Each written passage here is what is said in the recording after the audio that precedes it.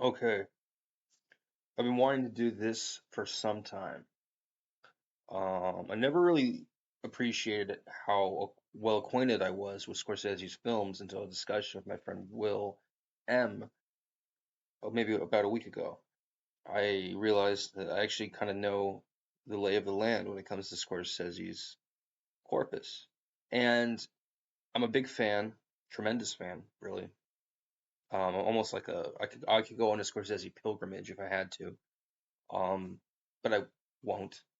Uh, I think he has some of the best timing of a director. Also, the subjects he films about are always really interesting. The plots are always pretty good. Um, he's probably the most consistent director at his level, um, in my opinion. Uh, is he the best director of all time? He's close. Top three, top four for me. I don't watch a ton of like 30s films and cowboy westerns and noirs and stuff. I'm sure if there are people like Howard Hawks or John Ford or uh, Otto Preminger who are like they're just as easy to fan out on. But as someone who grew up in the 21st century and was born in the 90s, this guy is kind of an interesting case because he's just so prolific and he's been working for so many years. He's really an interesting case. So, without any further ado, I'll give you my sort of 2 cents on pretty much all these films. Some of them I haven't seen because they just didn't seem very interesting. But I did some research, and all of them are pretty interesting from like a superficial, I would try to watch it perspective. Or sorry, would I try to watch it perspective? They're all pretty compelling. But like I said, I can't detail the plots for some of them. The stories might be weaker, and I just picked a set. I was kind of a good judge, and I just sort of decided not to. But I do think overall, Scorsese really tries to portray people at their most embarrassing. He's good at portraying embarrassment in a very sort of sympathetic way, and it's and usually humorous way. Because I think the trick to sympathy is often humor. Anyway, uh, After Hours. What's this? This one is good. Hold on one sec. I'm gonna tell someone.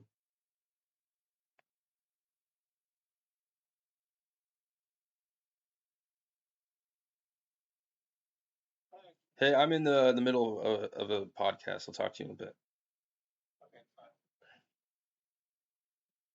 Yeah, so After Hours is a movie not a lot of people have seen. It's a kind of a budget film about going out and partying in New York City, in Manhattan, in like the early '80s, I think. And it's a sort of a comedy of errors. The whole thing is this guy trying to find a girlfriend, trying to get high with her on some pot, and everything goes awry from there. Just on onset, it's like on outset, just flawed from the get go. The guy was kind of a screwball, right? So it's a kind of a screwball comedy, but it's also very sort of a dark social commentary at times. It's a dark comedy. It really is epic, though. It goes all over the map, and or it feels like it does. It's a very sort of youthful, straight to the point comedy. It's a bit rambunctious, but not overly so. It's sort of absurdist, actually. Very, very much in that sort of absurdist leaning comedy branch. Uh, is it great? I don't think it's great. I think it has some sort of monotony to it, probably because it's a dated film in many respects. But overall, it's a good film. Like overall, it's still more than watchable. Overall, you're not going to be like, oh, this is a fuck too old of a movie. You're going to be like laughing along with it and being like, wow, this is clever. I didn't expect this. So I'd say good. Maybe if I gave it a letter grade, I'd probably give it like a B. Not not nothing to sneer at, but not really I mean, I think for a comedy it's really good, but I think as a film, maybe not the best, motion picture. But just as a comedy, it really holds its weight. So if comedy by itself is sort of a B genre, I think that's why this film falls short. Not because Scorsese did anything wrong necessarily. I think it's a solid comedy. But I think in comparison to all of his other films, it has to be sort of in the B area, maybe an A minus, depending on how we're looking at it. Um, Again, if you don't know After Hours, I don't blame you. It's hard. It's a hard film to sort of know anything about. It's not a publicized film anymore, and it's really the concept is very vague. It's about just a guy going out and trying to kind of party in Manhattan. He's like in his 20s. He's kind of a stooge. Well, he's not a stooge, but he's stupid, and he runs into stooges, and he sort of has to outsmart them, outplay them. So all in all, it's like a B rated film. But for a Scorsese comedy that ends up sort of being artificially raised to an A minus just because it's so unusual. Uh, I thought it was really funny actually. Um, I'll give it great because I'm a Scorsese fanboy, I guess. Um, there's the upgrade. Cape Fear. No, we're not. What's this one? So I don't watch Nicolas Cage movies kind of as a rule. Bringing out the dead. I actually haven't even heard of this. I've heard of the name because I think it's just a phrase, but I didn't even really know it was like a movie until maybe now. Um, that I think I've read that name in some article. That's about as familiar as I am with it.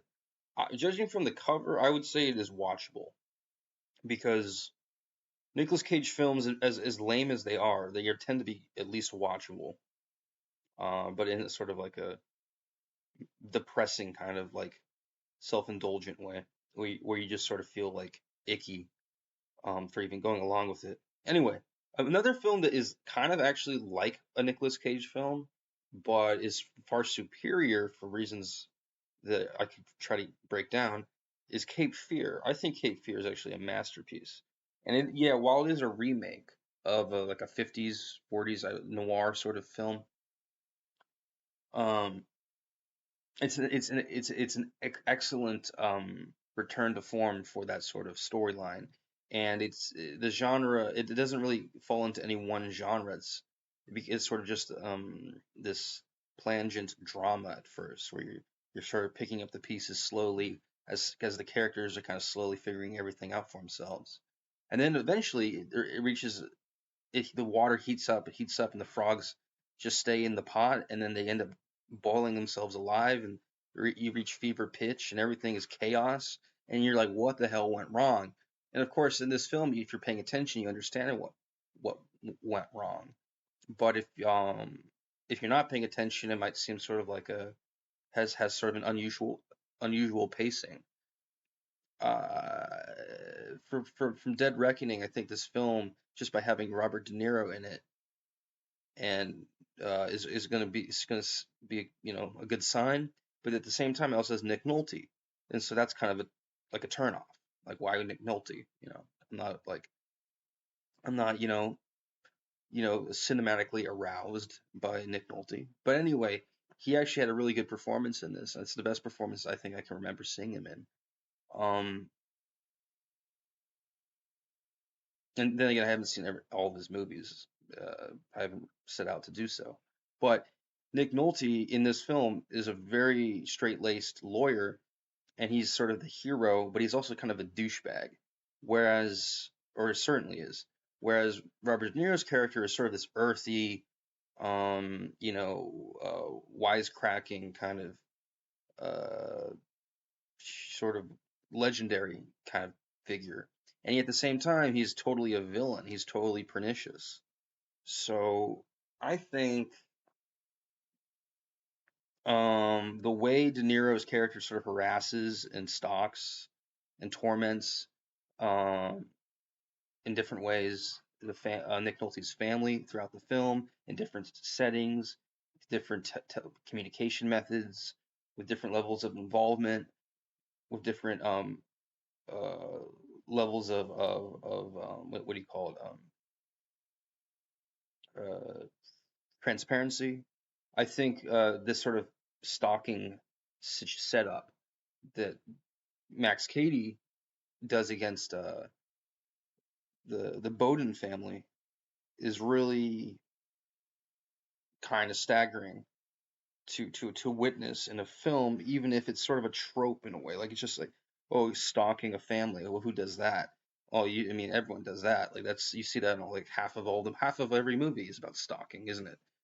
In some sense, but no, and I think in if half of all the movies in Hollywood have stalking on one level or another, then what does it say when you find the movie with the best display of stalking in cinema? That kind of raises the stakes, and that makes this film quite more effective by comparison. So it's probably the best stalking film. But like I said, a lot of films are low key about stalking anyway. So about obsession. And if this film is one of the best films about obsession, I'm just gonna what I'm gonna say. I think it just sort of you know it kind of builds the heart rate. And this is a you kind of this is a film you kind of sweat your way through a little because you're on the verge of sort of going crazy when you watch it. But that is why it's so good. It's what it's like. It's like a better version of Silence and the Lambs. I always found that Silence and the Lambs was relying too much on gimmicks and like weird sort of pop cultural tropes that were typically disconnected. Um, but in that movie, they somehow combine in like one sort of phantasmagoria of horror, but like and suspense. But in Cape Fear, it felt a little more true to life. Like this is something that would actually happen to a family, that they would fall prey to this kind of thing, and it has happened, and it continues to happen, and then we just don't hear about it. So the dose of realism in Cape Fear kind of made me feel a little more adult when I watched it and enjoyed it. Whereas in Silence of the Lambs, it's probably neck and neck, but just not quite as good as a film. Because Silence of the Lambs is just so off the chain with its unrealistic portrayals and set pieces, and I felt like Silence of the Lamb had some brilliant sequences, but they're totally fantasy. They're not something that really resembles West Virginia or D.C. or the FBI or the incarceration system. What do they call it? That's what they call it, the criminal justice system, right? Which is not even the right term. It's supposed to be about you know um, psych wards and things, but I just don't. That movie was so all over the place, and you had to have, and it was drawing on so many domains of knowledge. They had insects in that film just for the sake of showcasing guys, being nerding out as entomologists on insects, on dissecting insects in the lab underground somewhere, I suppose.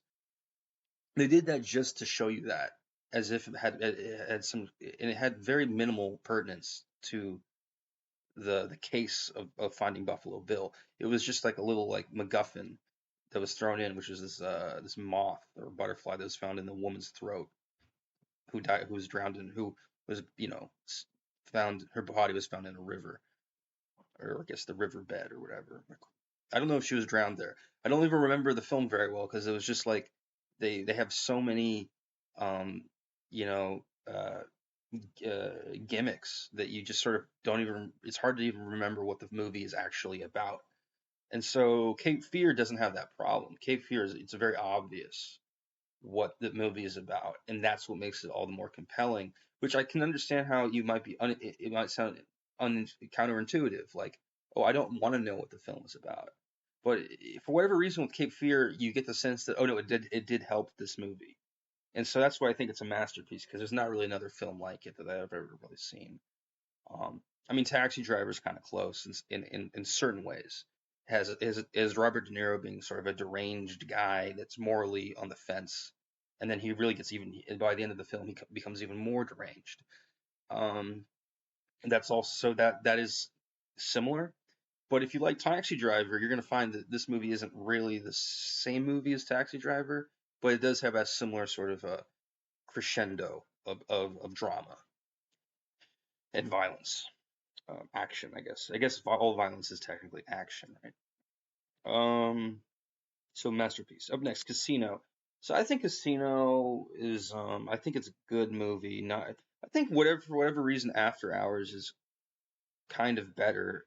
After Hours is just it's so much has so much entertainment value packed into it by comparison.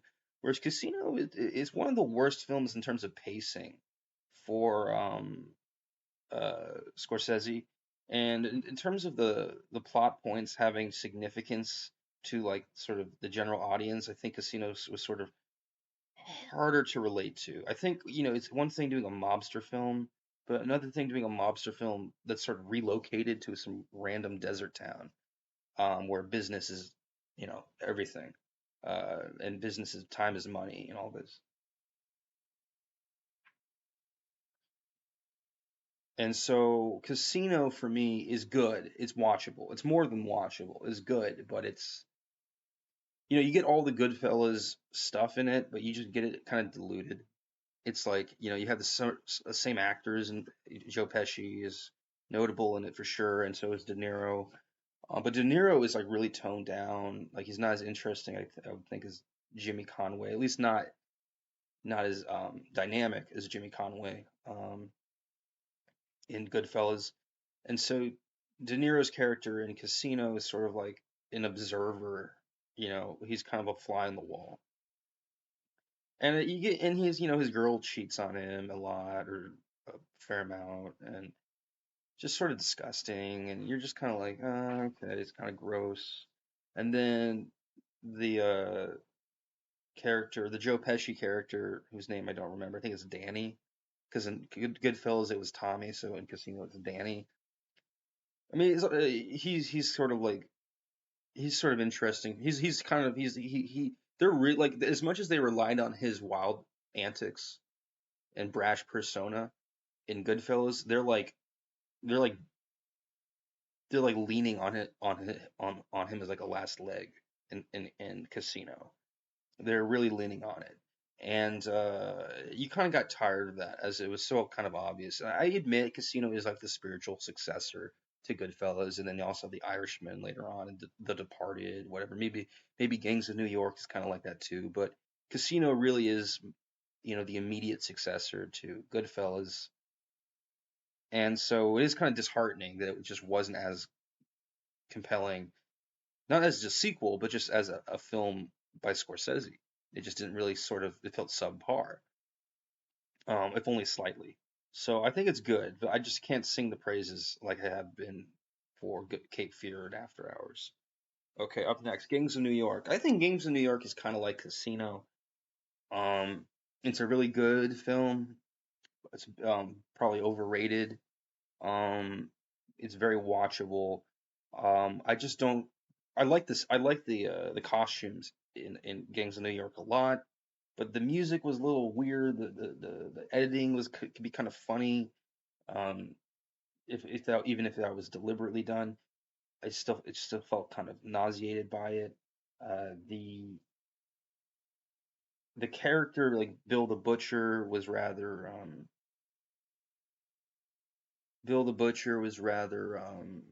you know what do you call it? I'm not crazy about Daniel Day Lewis. I think Daniel Day Lewis is a fine actor. He's in some movies, but I still think he has his ups and downs. And you'll notice that there's big differences in his performances depending on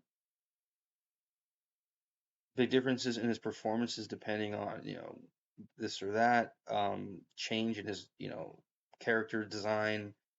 I don't know. I don't think he really hits the mark, even though he does kind of have the same intensity.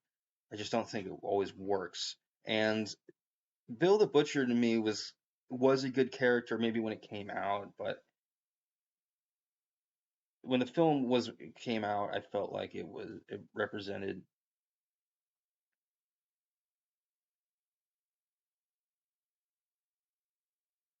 when the film came out, I think it represented something that didn't necessarily hit the hammer on the head for me. or sorry, didn't hit the nail on the head for me. Like I just felt like I don't really have the words for it, but I think Bill the Butcher was kind of like obviously a scumbag villain, but I do, but I just he didn't have the personality. You know what it was? I haven't because I haven't thought about this clearly. But what it really was is that they were relying on him having this like larger than life personality that was very charming, and that's kind of why he was able to get away with all the evil things he got away with. But when you're watching the film, you just didn't. I didn't feel like he was that charming. I didn't feel like he was that charming. I feel like he was kind of gross, and I didn't understand why people were like so into his mission of like murdering the Irish and whatnot. Even back then, and I think maybe it's because for the period while people did hate the Irish, they he was just so gross that you're like, well, I don't know. Maybe it's just like, it was like a good version of being gross in their through their lens. And then DiCaprio's character was kind of he didn't have that many good lines. He was kind of a pretty boy character. It was sort of a little unwelcome in the scenes for me. I feel like this film had a lot of good characters, and they were sort of sidelined by like the dynamic between the father son dynamic between Bill the Butcher and DiCaprio's character, and that it just was a film that kind of like relied a lot on this one dynamic, and that one dynamic was cool, but it wasn't. I didn't love it. I don't know. I felt like it was a little gimmicky, a little over the top, a little too carnivalesque for like something that was supposed to be serious. I feel like they're leaning too much into the sort of the circus act aesthetic of the turn of the century. Um, in a nutshell, yeah, I think they were leaning too much into the whole circusy cowboy sort of, you know, old world um, tone, and that took me out of the actual like importance of the story. It made the story seem sort of like comedical in an unnecessary way, if certainly natural to the setting. It just felt sort of unnecessary in the depiction of that setting. So it's a little heady, but I think the execution was just sort of overly aestheticized. And perhaps if you remade the film, it could have been fine. I think it was a kind of a salvageable film. It could have been great, but it was just a little too into itself. And so I think it was only good for a Scorsese film. Like Casino, they were both just a little too into themselves. Um, and so they didn't deliver as much like they should have. Anyway, up next is Goodfellas. I do think Goodfellas is a masterpiece. I don't love the movie. When I find myself getting kind of bored when I rewatch it sometimes, but I will say is the attention to detail in the screenplay and in the setting and in the set pieces and in the mise en scène at times, just in moment in fleeting moments, is all really well done. And so in the excellently crafted film, the amount of research that went into making this film is like stupendous. And it is some people would say it's Scorsese's greatest film, and I can't blame them. I don't know if I agree, but I definitely I'm not gonna like ardently disagree. I think it is one of his best films. Probably his top three for sure. Maybe his third best film if you asked me what I really thought. Probably his third or fourth best film, but that's still very high up. And I think Goodfellas is while it is I broke this film down with Will D. He didn't really like that it was just so into itself. And I didn't think it was that into itself. But like I felt that way with Kings of New York and Casino. But with Goodfellas, I felt like it was a little maybe like a little microscoped in on the gang life, like more than The Godfather was, for instance. But I think it was also a little more. It was trying to be ironic, and for whatever reason, I understood the irony. Whereas in Gangs of New York, it didn't seem like there was that much irony. It just felt sort of crass in a like unapologetic way. Whereas in Goodfellas, you at least could understand that they were being crass because they had sort of like a rationale, a sort of a fraternity of Goombas that had to kind of operate with a certain heavy-handedness at all times. But in Gangs of New York, I didn't understand why anyone cared to be who they were. It all kind of felt like they were in a theater troupe. It didn't really feel like that they had skin in their particular game. Um, but maybe that's just the Californian in me, not understanding the New York experience. I feel like even, I live in New York now, and I feel like still don't really understand the New York um, philosophy. Like, you know, as some because in my head I can always just go back to California. I think a lot of people don't have that option, or don't think they do. So maybe New York is more of like a purpose-built place, but for me, it doesn't seem that purposeful. I mean, it's purposeful, but it's just not in the way that the characters in Gangs of New York make it seem. Just like in Vegas, it's like I don't know why people are so obsessed with Vegas who live there and work there, especially when they work a lot and work really hard. The casino has that problem, but Goodfellas, I felt like at least they had this sort of fraternity, which was like kind of transcended the immediate environment in some sense. But at the same time, Goodfellas, they are a symptom of their place. And if they're stuck in the Brooklyn or the Bronx or Queens or whatever, I think it's Brooklyn. Or no, it might have been Queen. I don't remember. But if they're stuck in like an outer borough and they just sort of like have this strange organized crime family to like live with, and then that family ends up sort of betraying them every once and again. That's kind of, I think that relates more to like the everyman, even though it's not about the everyman. I think it relates to sort of the inner psychology of people. This crime syndicate is not what most people relate to, but I think they associate their lives with some sort of crime syndicate more easily than they do with whatever happened in Gangs of New York or Casino. So for me, it's a masterpiece.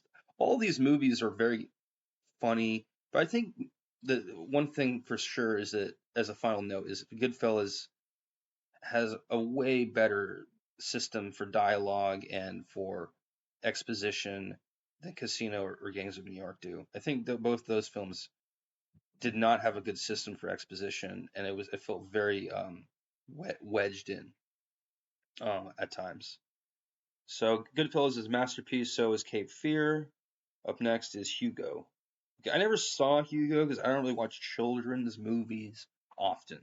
I will say it's probably watchable because I know it's based on a book, and that book was pretty well received. I think I even received it as a gift when I was a child.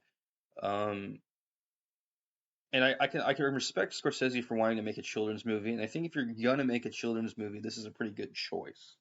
So I will say it's watchable out of respect. I don't really have first-hand knowledge on the film. A note on Goodfellas is that while it is a very funny film, the violence is what is important about it, um, or is also very important. Gangs of New York and Casino, that's also true in those films. But for whatever reason, there's way more sensitivity to that sort of relation, that mutual dependence in Goodfellas than in Casino and Gangs of New York. And so that's why it is a superior film. Casino and Gangs of New York, they understand that comedy is important. They understand that violence is action, drama is, tragedy, I guess, is important. But the tragic comic sort of relationship is sort of grayed out by comparison with Goodfellas. And so I think that's all I can say for it. I've talked more about these movies in other podcasts on this channel.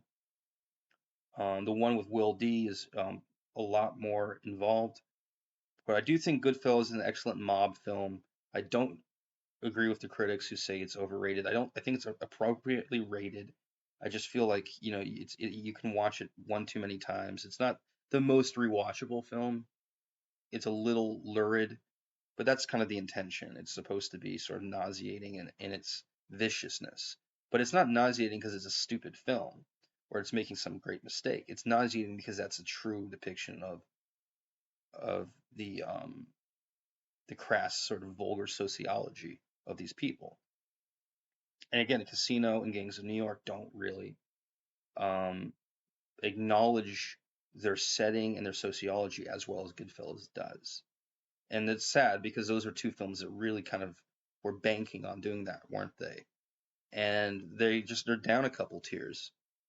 They're not they're still watchable. I still watch scenes from them on TV in a heartbeat, but it's just they're just not uh, movies that I would write home about in the same way with the same passion. And then again, I could still write home about them. I would feel a little bored with myself doing it. Like even talking about them, it's like why is it? Why am I? I guess why am I belaboring it? And I think it's because I'm beleaguered by the fact that I had so much expectation on these films and then they didn't deliver, and now I feel some sort of obligation to understand them when really there isn't that much worth penetrating into. But I don't want to give up on them, so I'm still sort of exploring them. I guess I have to rewatch them to appreciate them at a finer depth. Ultimately, I'll probably sing their praises a little more because I'll understand the nuances. And I guess I just missed them on the first couple runs. So definitely got to rewatch Goodfellas and Gangs of New York. Should I put them in great? Maybe Gangs of New York isn't a great because Gangs of New York is an unusual circumstance for period films. A lot of period films don't tackle, the 5 points in Manhattan and the turn of the century. You don't get the fashion, you don't get the language. It's a higher it's a more theatrical production, but it's also a more human production. Whereas good Casino, you're relying a lot on the fucking technology in the background, right? The slot machines, the roulette tables, the poker rooms. You're relying all on that, and you're also relying on the seedy hotels and the alleyways and random parts of the strip. And it's just Casino is a good movie, but I wouldn't like it. It doesn't really knock your socks off. Gangs of New York, it almost does. It doesn't. So I guess it's a hair better than Casino. So it's a great film, but it's not a masterpiece. Um, Main Streets. Mean Streets is good. Mean Streets, for everything the casino has in its budget, Mean Streets makes up for with its panache, with its punch. I think this is a very charismatic film. It's an early Scorsese film. I believe the year is actually 74, which is really a long time ago. It's almost 50 years because it's 2023 now. This is 1974. And you can tell it's an old film because they're using all these budget sort of on location sites in like Brooklyn and Manhattan that are just sort of probably don't exist anymore. Or definitely don't look the same. And definitely the building materials are probably not the same at least. And been refurbished. And back then, you could just drive around aimlessly in like Brooklyn and no one would like make a big deal. Now there's tons and tons of foot traffic and police and things. So Mean Streets is a sort of this charming portrayal of like really like the last kind of group you'd want to associate with. Um, but it is sort of the prequel, spiritually speaking, to Goodfellas, and you do feel it, and it does have a little more punch than Goodfellas does. It's a very thuggish movie. It's not even really about organized crime. It's literally just about thugs. It's not really even about I wouldn't even call it a gang. It's just a crew of idiots, clowns. And you have to consider that I think the second Godfather had not been released. I'll look it up. I know the first Godfather had. So this film was sort of competing in Scorsese's vision with all the other mafia films that were available, Cosa Nostra films that were available, and that would have been minimal back then. So I think it was for its style at least was ahead of the game. Like a lot of the older 50s, 60s mafia films were like really kind of like they weren't as vicious, they weren't as kinetic.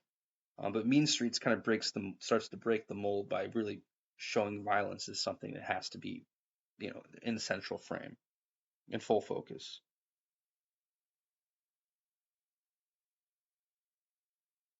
1972, 74. So Godfather 2 was released the same year at some point. Okay, so this film was competing with those films which were not really that energetic. They're more strategically genius, whereas Mean Streets is sort of tactically genius. All the little things are what make Mean Street. All the little things that can happen in a split second, within a moment, are what make Mean Streets good. Uh, but Godfather, it's not really the moment by moment stuff. It's more of like, the scene by scene kind of stuff that makes Godfather really good. Godfather obviously is a masterpiece. Godfather 2 is probably at the level of Gangs of New York. Mean Streets is it's a little worse. It's probably the level of Casino, but for the budget it had, it really punches above its weight, and that's why it's just such a maverick of a film. Okay, up next, Boxcar Bertha. Okay, I was looking into this in preparation for this podcast. I have seen this on um Scorsese, filmography articles, lists, I've publications of all sorts. I've seen it mentioned. I always kind of thought it was before doing research. I always kind of thought it was like an '80s film that was like popular and it just sort of came and went. But from the research I did, it was actually just an early '70s Scorsese film that he was really ambitious on, and it was promoted by Roger Corman or produced by Roger Corman, which I guess is the same in meaning, because he produced it and um but he also promoted it. He promoted Scorsese. He wanted Scorsese's, to be a reputed director, because he saw so much talent in the young man, and so he helped him with Boxcar Bertha, I believe. And this film is a really like got a really good pacing. It's a very mature film for how early it was. It's really kind of an odd sort of plot, but the setting and the story are relatable still. Um, I think it kind of fails a little bit because the plot is sort of odd, but beyond that, everything else is like pitch perfect. It's a very good film. I haven't watched it yet, but I've seen clips, and the clips seem like this movie is about as good as anything Scorsese has done, despite it being one of his earliest films. So it's just a testament to how consistent Scorsese is, above and beyond almost anyone. Um, yeah, it's definitely watchable. I would risk saying it's a good film. I would risk saying it's a good film. I might even like it more than I might even think it's great when I actually do get around to watching it. From what I can tell from the clips, it does seem pretty cool. Up next is Alice Doesn't Live Here Anymore. This movie I thought was like a romantic comedy, so I never watched it, and then I did research for this podcast, and it's actually not a romantic comedy. It's an anti-romantic comedy. It's about a woman who's running away from her family. She's kind of a stone cold bitch, but she's also sort of sympathetic, and people hate her, and they're always trying to ruin her life. And so you kind of have to. It's like a Thelma and Louise setup somewhat, but it's a little more. It's a little less, a little more jarring and funny around the edges than Thelma and Louise. Because that's a very intense film. This is an intense film, but it's an intense with a tone of irony. Um, from the clips I saw, it's actually pretty funny. So I would say it's a good film. Um, maybe sort of verging into the watchable, just because it's probably a kind of one note. It's about this woman running around. Doesn't really seem like it has a lot of importance as a subject, but um, the fact that it can be so funny, and maybe even funnier than like a Woody Allen version of the same type of thing. Uh, the fact that it's like that to me says a lot. So I would say it's good. And then okay, next one up. But I haven't seen it in full. I can't tell you the ins and outs of the film. I just have a spidey sense that it's a pretty good film. The clips were promising. The Color of Money. Okay, I haven't seen this one. I know this. I think this has like Paul Newman in it, so I'm gonna say it's watchable. I've not been a huge Paul Newman fan. Every once in a while, I'll see a Paul Newman film and be like, "Wow, this is a good movie." Like The Verdict, with Sidney Lumet's The Verdict was I really liked that one. But unlike Alice Doesn't Live Here Anymore, this film is sort of haggard and grayed out and slow, and I think it's watchable. Um, yeah, I think it's watchable. Up next is New York Stories. Well, this one has Woody Allen and someone else, Coppola. I don't know. It's like a triptych. It's a triptych. It has three different directors. It's not like Rashomon or something, but with three different story like versions of the same story. They're three different kind of vignettes of different stories, but different directors, different contributions. It's a little tedious for me to watch something that's got three different directors doing different stories. Um, the Woody Allen section may or may not have been that good, from what I remember. But I would say it's watchable. It's a little weird, but it does tie together three different directors in a charming way. It's just sort of like random that you have to slog through it. Um, I just don't like that whole approach, where you split time with other, big names. Like I never really was crazy about that Tarantino Rodriguez, Grindhouse thing they did. And I know that this is sort of like, they used to do this stuff all the time, but in modern years, recent years, it's been sort of, I sort of get crestfallen in the face of these things. They just don't seem like it reminds me a little too much of like, a YouTube video or something. It doesn't feel like cinema, you know?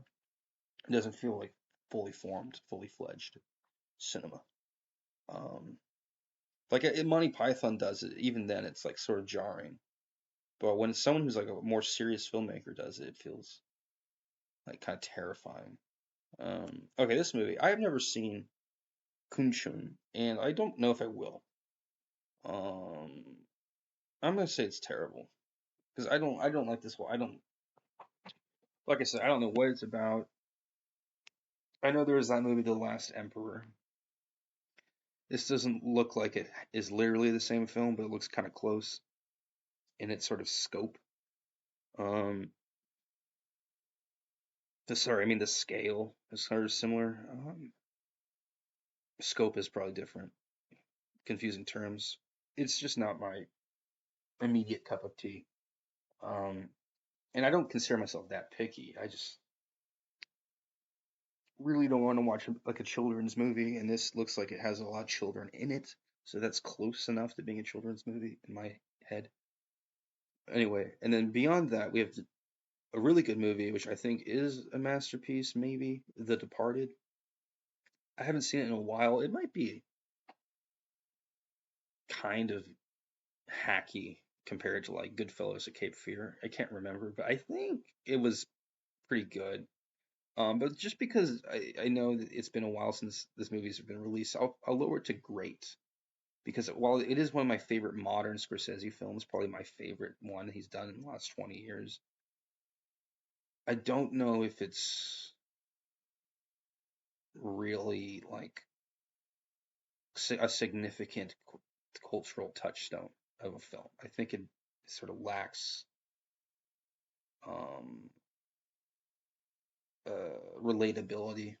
It seems like a believable story, but it doesn't seem like a story where it's like the characters are easy to care about. The only person who's really really easy to care about and, is well, actually, it's easy to care about a lot of them, but there's not a lot of exposition, and they all kind of feels sort of samey sometimes because it's all Boston guys doing Boston things. However, Leonardo DiCaprio is a pretty sympathetic character in this. So is Matt Damon, even though his role is a little little less comforting. Mark Wahlberg is interesting. Martin Sheen is interesting. Um, Jack Nicholson is amazing. Uh, I think because of Jack Nicholson, I would say it's a masterpiece just because of his portrayal of that Frank character, the Irish mobster character, was really out good. But at the same time, it kind of was a reflexive portrait of himself. So it's sort of a a bird. It's a window into the mind of madness. Um, really good acting in The Departed. I think that's what holds it up. I mean, obviously the plot is brilliant, but the setting is a little like tiresome. However, I don't think it matters that much. I think it's also outweighed by the fact that the acting is brilliant. The characters are they move fast enough that you don't get bored of them. You know, there's just a lot of like really good pacing for what it's about. Better pacing than Goodfellas for sure. So I think it has to be sort of up there neck and neck with Goodfellas for me. Some people, they might not watch a lot of movies and they might just think this movie is just some lame mobster flick. But in its genre, I think it's among the best. Anyway, up next, Shutter Island. Okay, this is another one that apparently is not good according to critics, but I actually loved it when I saw it, and I didn't listen to critics. I didn't know anything about it, really, and I thought it was really good, and I just watched. So it must be my personality or something. I didn't read anything. I didn't hear about it from anyone. Um, I don't know how I saw it. I must have saw it in theaters. I don't remember, but I jumped into it and I loved it. I would say I think it's kind of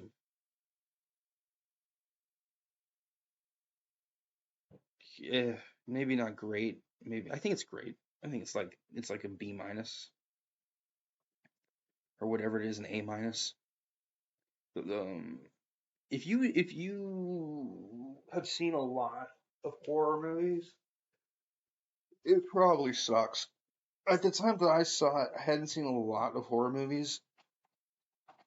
I was too young to have seen like every single like thriller, horror, suspense, ghost film or whatever. I don't know. I was too young, so let me turn the lights off real quick in my room.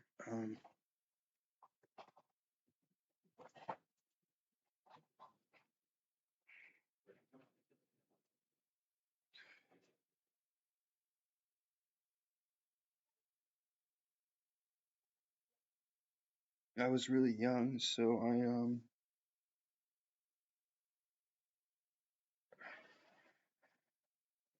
what were we saying?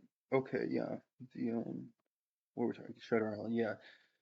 But going into it as a kid, I just thought it was a really good story. I didn't understand really what Scorsese was about, except for the fact that he made certain films. Like I think I knew he made the Departed and Goodfellas at the time. I don't really remember. Maybe Taxi Driver. I think I knew the Departed and Taxi Driver. So Shutter Island to me, I was like, oh, this is going to be a good movie no matter what. And it ended up being that. But apparently critics didn't like it, or fans didn't like it, audiences didn't like it. Um, I don't know. I don't know much about the whole context for its release, but I do think it was a very good film. I I probably I think it's for personal reasons I liked it though. I don't think there's the Ridley Scott film, Exodus Gods and Kings, and it was similar. It was like I really liked it, but like the fans hated it, critics hated it. I mean, just like everyone, audiences didn't react to it, didn't receive it well. They hated it. But it was like I just saw it on I saw it as a cold opening. I just ran in and saw it, and it was good. And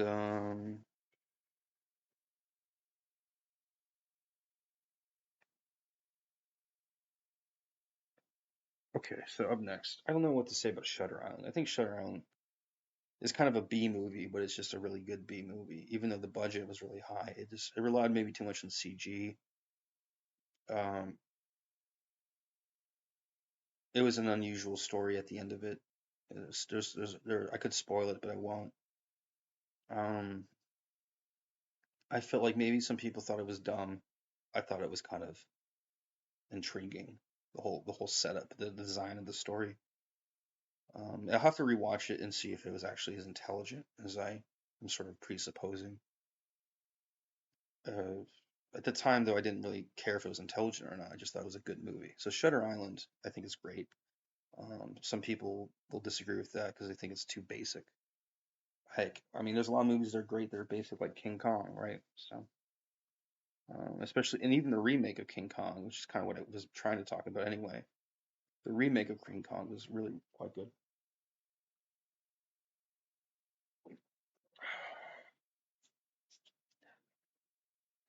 Peter Jackson knows his stuff, and Jack Black kind of held the film. Let's be real, but still, King Kong really good, and so is Shutter Island. Okay, up next, who's that knocking at my door? I don't know this film at all. I'm gonna say it's watchable. Actually, it looks like it's good just because it's Scorsese, right?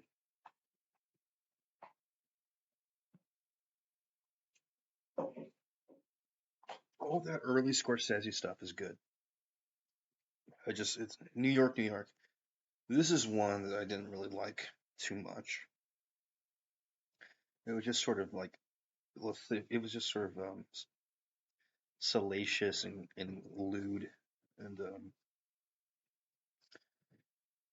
I mean, it was kind of realistic, I guess. It's about people partying and being wild. There's nothing too bad about that. I'd say it's good. Raging Bull. I saw this as watchable. I didn't really love the Jake LaMotta character arc. I didn't really understand his behavior, which is probably my fault. I think it's a cool movie in the sense it's like Rocky, but it's like a more it's like a more it's a more religious and true to life version of Rocky. It's not trying to be corny and just put asses in the seat. So Raging Bull has sort of like merit to it. I just don't really understand the character. I don't understand why he was important to be focused. I mean, I guess they wanted to focus on a guy who lost it all, trying to be the heavyweight champion or whatever. But I never understood why that was considered sympathetic. I mean, but I guess it's like that movie, The Boxer, with Christian Bale, or The Wrestler with Mickey Rourke. It's like you just sort of have to sympathize for these brute buffoons anyway. You just sort of have to do it, no matter what what you think of them. Once you know their story, you sort of have to shed a tear. Still, I don't know. It's just another film that's sort of like you hear about it all the time, and it is a culture. But I just didn't understand why it was a cultural milestone. But now that I'm thinking about it more, I can see how a film about a failing boxer could be kind of relevant to a lot of people and meaningful to kind of everyone in some dim way. So it's not like it could be a lot worse. It's definitely a focused film. It definitely focuses in very well on one person, which in a lot of these films, they do it more or less, but this film is probably does it the most. And maybe that's for the kind of audience that wants a film that focuses in on like the heroism of the character. Maybe that's why Raging Bull is considered a classic because it focuses in so much on his own, like even more than like that movie, The Deer Hunter, which is very much in like egoistic. Raging Bull is even more egoistic than that in some ways. It's palpably so. So if you're just into like, you know, one man's epic journey, then maybe Raging Bull is a kind of a beautiful movie. But to me, at the time, I just felt like I was young. I felt like Raging Bull was just sort of like, a showpiece for buffoons. like Rambo. Oh, no, sorry. Well, Rambo maybe, but Rocky for sure. Definitely Rocky. Um, okay, this movie I never could get into it. It seemed it was very, unlike all the other Scorsese ones, this one had really slow pacing, like really slow for the little like evinces of context. And it's because, to be fair, these characters are like held hostage, and they're not only are they held hostage, they're monks, so they don't really reveal a lot with their facial expressions anyway. But it felt a little experimental with the whole like slow paced, and it didn't feel like it was really like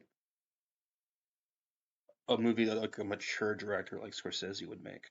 It felt like it was something that like an amateur director would do as an experiment. But then the fucking it was green lighted by the studios, and so it was fucking moneyed up. What do they call it? It's just it was backed. So it was so backed by the studio. I don't know what the word is when they have like limitless funds, but it's like a movie that seemed like it had like limitless amounts of money poured in, and then all you get is like characters like like frowning and like enduring like various forms of physical hardship, and you're like, this is really like the movie for us, you know. Then again, Keanu Reeves, I kind of like Keanu Reeves, or is it not Keanu Reeves? I can't remember. I thought it was. This movie was like so beyond me. I would say it's watchable, but I don't think it's. Fuck. Let me see what Kunshun's about because I don't want to call Kunshun terrible. Yeah. Hey, I'm doing the podcast still. Just give me some time.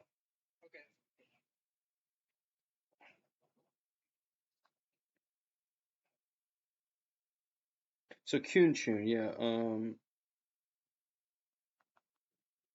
Let me just get some background from Kunshun because if there's a chance I'll rank it higher if it's just like got like a lot more going for it.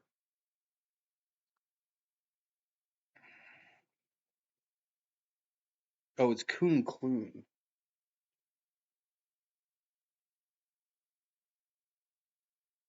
Kun Dun. Oh, it's about the Dalai Lama. Oh, and he had to escape. Okay, that sounds watchable. I thought it was about like the last emperor of China, but it's kind of close.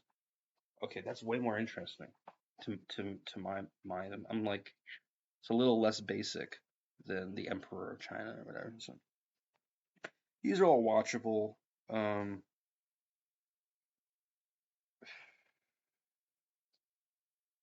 fuck, people are gonna disagree with this so much.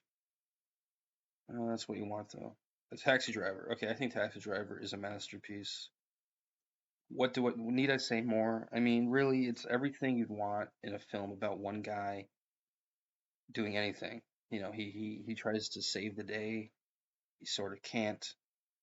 He gets in arguments. He wins fights, loses fights. He sort of can't do anything, but in his head, he can do everything.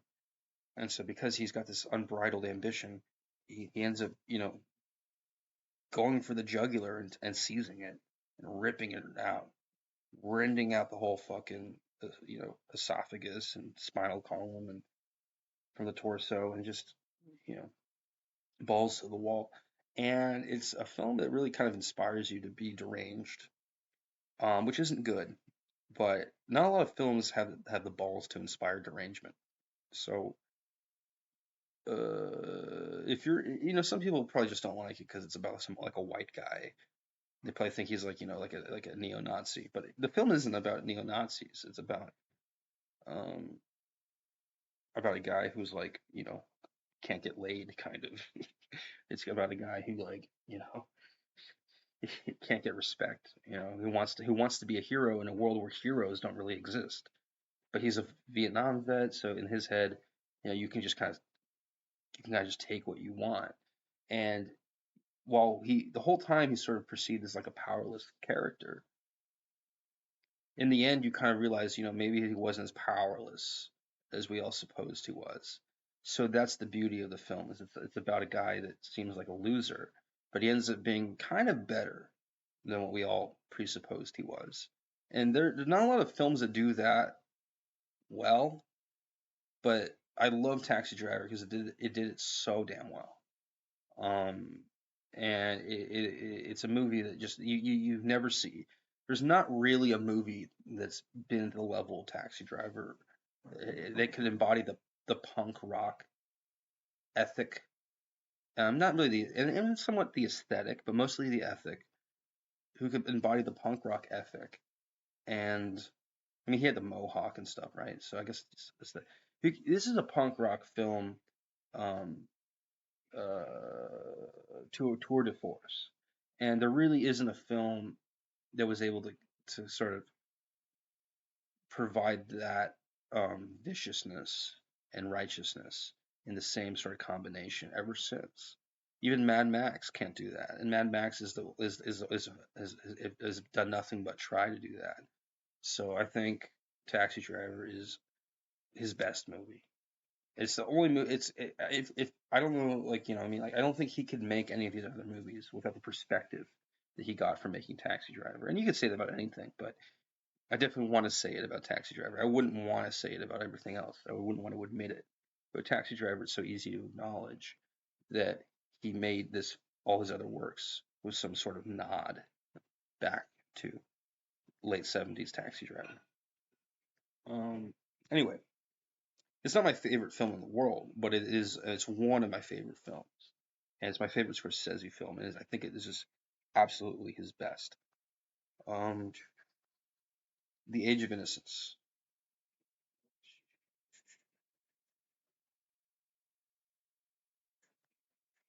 I never saw this one. I think it's watchable. I think they're all watchable. Aviator. Okay, I did like this one. Aviator. Yeah, I'm sorry if there's this terrible category. I didn't make this list, so someone put terrible there. But really, when you're dealing with Scorsese, nothing is terrible.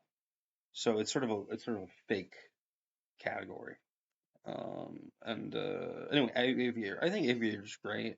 I don't like the character that much, but the movie is so good. It's got Robert Richardson doing cinematography, and he's always pretty good. Like he's always one of the best. I always enjoy his vision, his photographs. Um, so it's great cinema, but the character was a little like cringy for me to like want to watch this movie a lot. I think Shutter Island and in The Departed and in Gangs of New York, DiCaprio is a lot more sympathetic.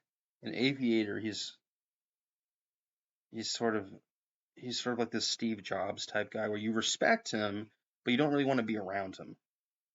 And I think that was kind of the one flaw the movie had. Other than that, the movie is really kind of cool. It's about aviation. It's about his Howard Hughes's crass ambition and how his ambition sort of falls into oblivion. And I have to rewatch it because I know it's a good movie. It's one of my favorite directors made it. Um, great, great production on all levels. Maybe the music could have been a lot better. It's like one of those things where it's like everything but the music. But still, I think Aviator's a great film. For the era it was in, at least. I mean, you can compare all these films to films that were fucking made in the '40s and be like, well, I always liked Asphalt Jungle. Why couldn't it be like Asphalt Jungle? Yeah, well, maybe Asphalt Jungle was better, 80 years ago. True, true points. Anyway, The Irishman. Oh, okay. I like. I don't know if I saw this in theaters. I think I saw it like Netflix, or I did see it in theaters. I don't remember.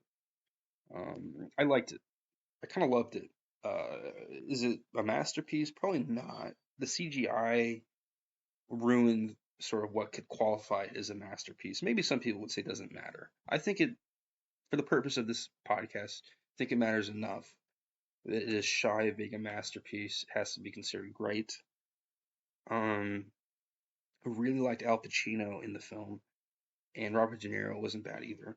And they had great cameos like Harvey Keitel. He's a classic Scorsese lineup actor. He's always in the ensemble, right? Um, if that means anything. Was Joe Pesci in it? I don't even think Joe Pesci was in this film, which was kind of interesting because it was a mobster flick without Joe Pesci by Scorsese, and so it had to kind of ride on different laurels, and those laurels. I mean, I guess you have Al Pacino. Al Pacino is sort of like He's like Joe Pesci multiplied by himself. Like Al Pacino is God compared to Joe Pesci. Not to knock Joe Pesci, but that's just how it is. So I would say The Irishman, because Al Pacino was probably a great film. Robert De Niro and everyone else held it up. Sebastian Maniscalco was good. It was all everything was good. So I'd say it was a great film. It was long, but you can't complain about length. I mean, length is something that's like look, the reason length is a problem is because it costs money to make something longer. It's not a problem because it makes the film worse. So if you're saying that it's bad because it's long, well, that's just not a real argument. Because length, you can always just skip stuff. Length is like, what is War and Peace a bad book because it's really long? No, I mean it's your problem that you can't read a War and Peace. It's not, you know, or whatever, or Les Miserables or Brothers Karamazov. Like you can't read these epic books. That's your problem. The Irishman's a little like that. It's a long film and it's a great film, and there's nothing else I want to say on the matter. And I learned a lot. I didn't know anything about Jimmy Hoffa really until I watched the film. I'm like, oh yeah, that boring guy you read about on occasionally in history textbooks or about JFK articles or whatever. That really boring sounding guy. He was actually an extremely important individual in our recent history. And this film was it was prescient to actually acknowledge his importance, especially because the unions are such a big deal. The unions have just been fucking raked over the coals these last 4 decades or whatever it is. I blame Reaganomics. I really do. Okay, King of Comedy. This is this is a funny. It's a little too trying to be haha funny, and it's a little got the Borscht Belt rhythm to it a little too much.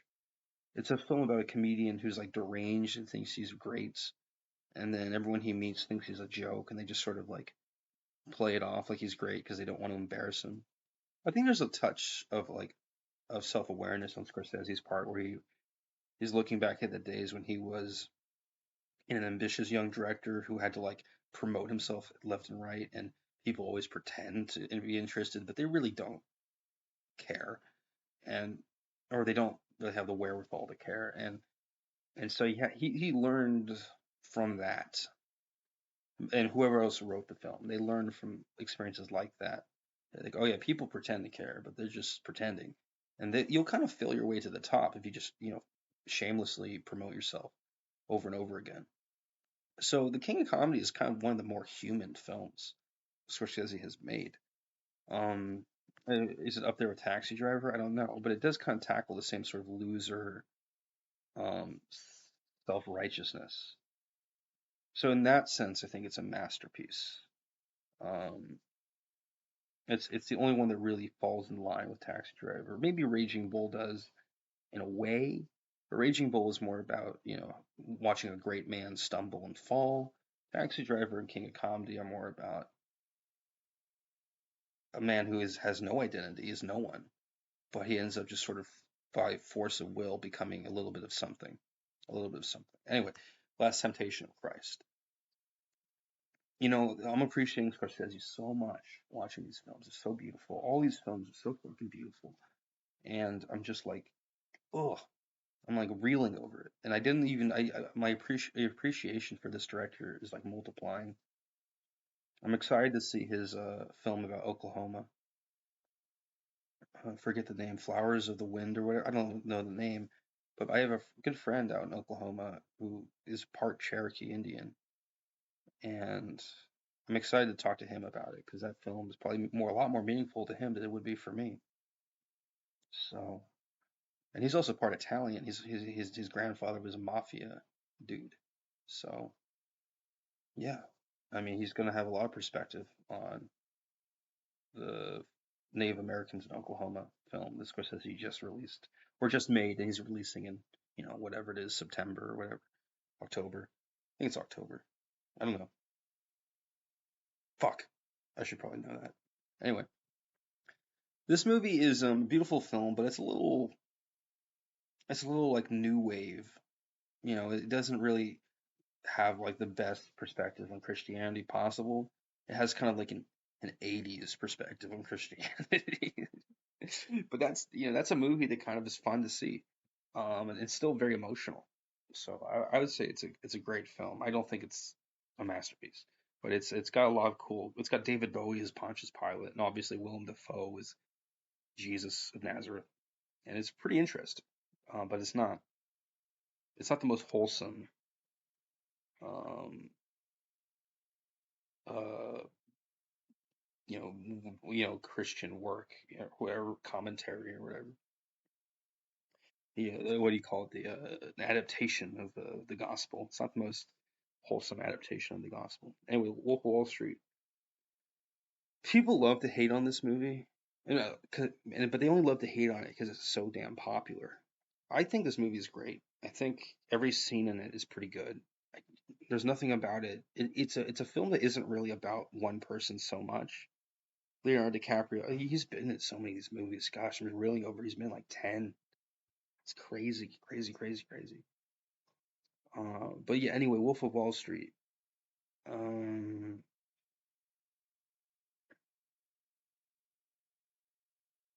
I think this is a great film. I think it's a film that encapsulates an unsavory part of our culture, a subculture that is often maligned and yet at the same time highly productive and highly essential. And um, what can you say about Wall Street tycoons or Wall Street, investment, yahoos or whatever you want to call them? What can you say about them except for the fact that they are and they have been and they will be? And The Wolf of Wall Street really hammers in sort of our sensitivity to the controversy that they represent. But you think about it, a lot of Wall Street people are super fucking boring. This film wasn't really about Wall Street. It was about, you know, the worst elements of Wall Street and how they sort of pervaded that subculture. Um, I'll be frank with you, my parents were bankers at one point or another, not anymore. They changed careers, but they were New York City bankers in the 80s, 90s, I don't know, something like that, 90s. So they moved around a lot. They moved to LA, San Francisco. They moved around financial markets. But the point being, they don't act like the characters in this movie. So for me, I kind of know how bankers, how boring bankers can be. And so this film is kind of nice to me because I'm not afraid of bankers. I can see how some people might be afraid of bankers, the 1%, the Illuminati, whatever. They might be afraid of it. So anything that sort of promotes that lifestyle is like the death knell of their interest in Scorsese. But for me, I know what those people are actually like in many cases, and I'm not afraid of them because they're pretty fucking benign and boring and maybe even innocent, really. Innocent of all sorts of stuff. So for me, yeah, by association, are bankers evil? Maybe, but in terms of what they actively do, I don't think they're doing anything especially heinous. So Wolf of Wall Street gets a masterpiece rating, and that's the end of the podcast. An hour and 15 is probably my favorite amount of time to do any work because this is a work of labor of love. Let's I've been waiting years to do a video like this, and I'm surprised I didn't even do it sooner. But I have no regrets because this is the time to do it. After what happened last night with this girl, my apartment, kind of nutty. After that, I think this is a necessary video to just shoot out of the air, into the air. So we have its masterpiece. We have 1, 2, 3, 4, 5, 6. That's a lot. 1, 2, 3, 4, 5, 6 in great. 1, 2, 3, 4, 5, 6 in good. And then in the low in watchable, we have 1, 2, 3, 4, 5, 6, 7, 8. So if you were just going by my fast and loose assessment here, Scorsese can kind of make a film in every above average category. He can make many of them. And then even then he'll kind of make most, the largest category the lion's share, I guess you could say, will be in like not in like sort of the average belt.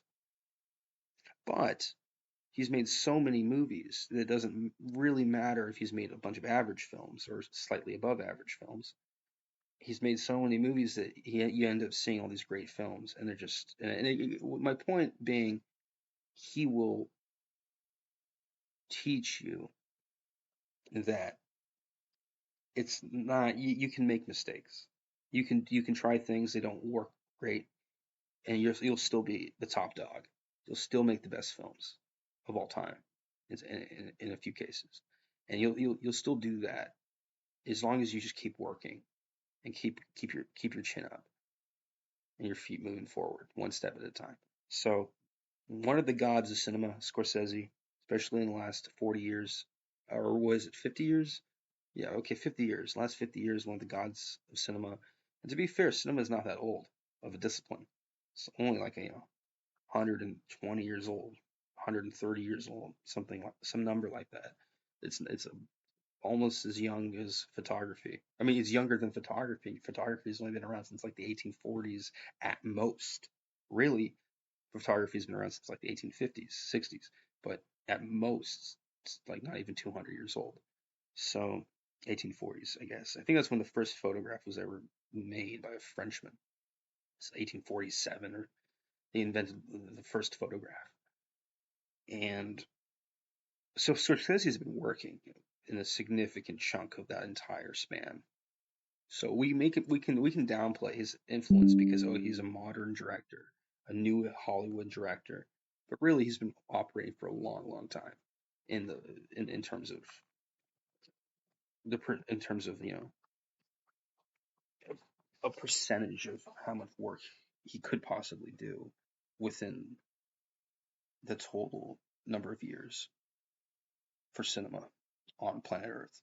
Okay, before I veer off into more eccentric self-talk, I'm going to stop the podcast and hope that you learn something about Scorsese, about film making, about film history, about your knowledge of the arts from this 1 hour and 17 minute and 15-second podcast episode. Remembering Truth. I'm Patrick Richardson, and I hope you enjoyed the show or enjoyed it. You know what I mean? I mispronounced it by accident, out of nervousness. I hope you enjoyed the show. Toddy da. Goodbye for now. Cheers.